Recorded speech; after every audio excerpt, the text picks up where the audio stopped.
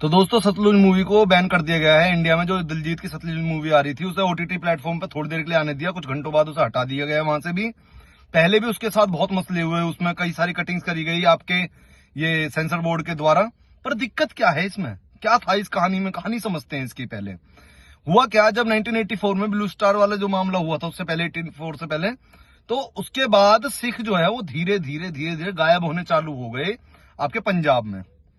एक व्यक्ति था जसवंत सिंह कालरा, उसका एक दोस्त जब गायब हो। जसवंत सिंह कालरा एक बहुत नॉर्मल फैमिली से बिलोंग करते थे और वो भी बैंकिंग लाइन से थे, ठीक है जी।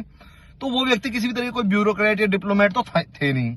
मगर उस टाइम पीरियड पे क्या होता है कि जब उसका दोस्त गायब होता तो वो सोचता है यार ये मेरा दोस्त गायब हो गया, ये गया कहाँ। तो उसने जब पता किया तो उसने खंगाली कि भाई जो पुलिस है, 3-4 जो थाने थे, पुलिस थाने तरन तारण जो मेन उसमें बताया गया, तो उसके आसपास की जो शमशान घाट उसमें पर्चे वगैरह उसने निकलवाई जिनमें नाम दर्ज होता है, किसी की लाश जब जलाने जाते हैं वहां पे। तो उसे पता चला कि एक व्यक्ति नहीं, ऐसे सैकड़ों व्यक्ति गायब हुए हैं। फिर धीरे धीरे उन्होंने और निकालने जब चालू करी तो पूरा उनके पास एक मामला निकल का है जिसमें कि 25,000 के करीब या 25,000 से ज्यादा जो लोग जो सिख थे वो मार दिए गए थे, पुलिस द्वारा उठा गया या गायब कर दिए गए थे। उस चीज को लेकर जसवंत सिंह कालरा आगे लेके बढ़े, सुप्रीम कोर्ट तक भी गए।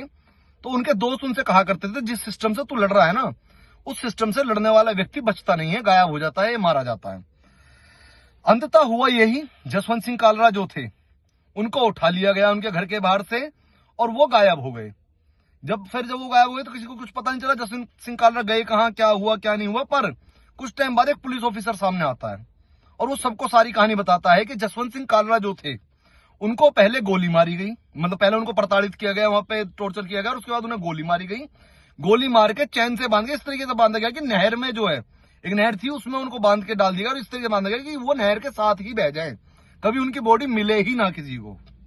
अंततः फिर ये मामला जब खुला तो फिर उनकी बीवी सुप्रीम कोर्ट गए, सुप्रीम कोर्ट से आदेश हुए कि भाई जो सीबीआई है वो जांच करे। सीबीआई ने जब जांच किया तो वो आंकड़ा थोड़ा कम कर दिया गया, सिखों का 12,000 तक खींच दिया गया था कि यहां तक ज्यादा से ज्यादा इतने सिख मरे, बल्कि हकीकत जो थी वो जसवंत सिंह कालरा ने दिखा दी थी आप लोगों को।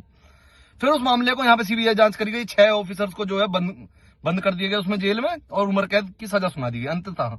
मगर आज क्यों इस मूवी को बैन किया जा रहा, पता उसका रीजन क्या है?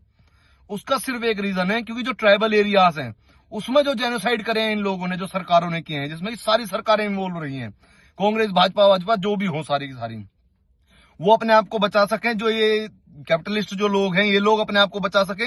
और जो इन्होंने जेनोसाइड करे कश्मीर में और साथ के साथ नॉर्थ ईस्ट में, उस सब चीज पे छुपा सके ताकि आगे इन पे कभी मूवी ना बन पाए। इसलिए इस मूवी को बैन किया गया है।